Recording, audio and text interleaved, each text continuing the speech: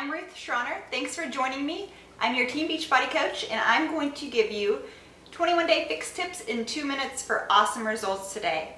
If you like what you see, check me out at www.getgingerfit.com or check out my Instagram, my Facebook. All the details are below.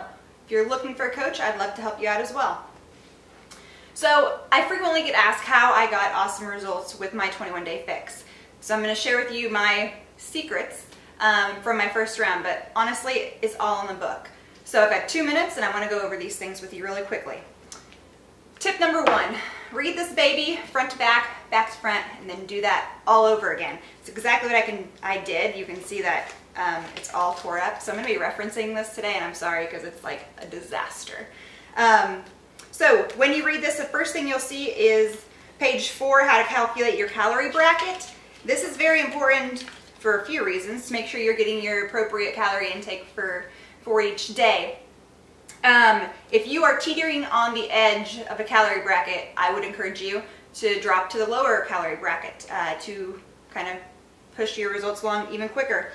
If you have lost a lot of weight with this program already and you're plateauing, you need to make sure that you go back through and recalculate your calorie bracket, because you might have fell into a new bracket and you need to look at those numbers.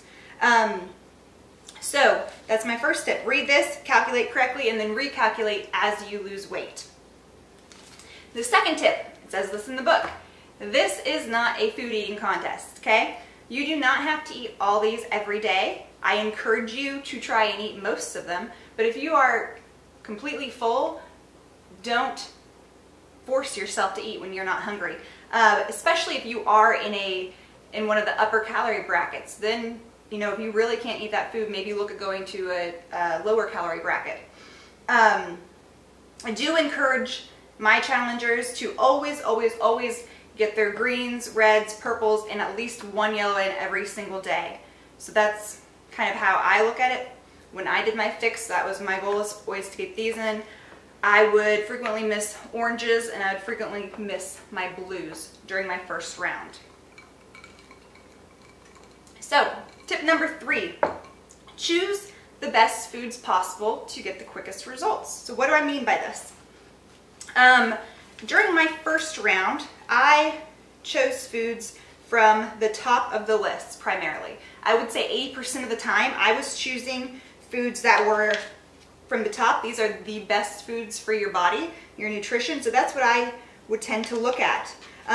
Sometimes I would eat foods from the bottom of the list, but frequently it was always the top of the list. Foods that I avoided, so I will be honest, my first round I looked at the blues, right, and I was like, this little sucker is so small. If that's all the hummus I can have, if that's all the avocado, I don't want it.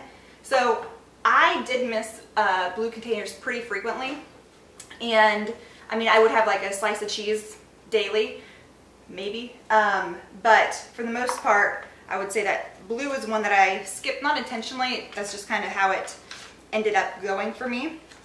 I also never had Greek yogurt during my first round. This was a food, I wouldn't say I avoided on purpose, I just didn't like it at the time, so I didn't eat it. Now I eat it a lot more now.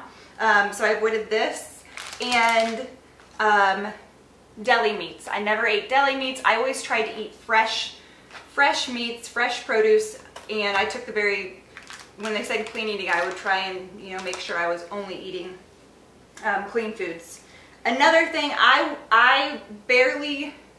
would say, you know, 17 days I didn't do a swap in my first round. So I never used almond milk during my first round. Now wine I did, it was over the 4th of July, so let's just get serious. I mean, that day was not the prettiest day for me in terms of my nutrition. I had multiple glasses of wine.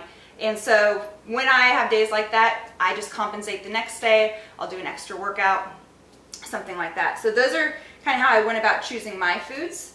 My 4th tip would be to look at the fat burner route on page 6. I did follow, after my first week, I followed the fat burner route.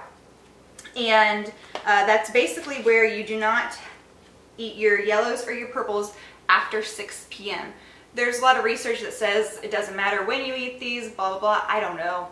I'll just be honest, I don't know. So I just did what the book said. Who knows?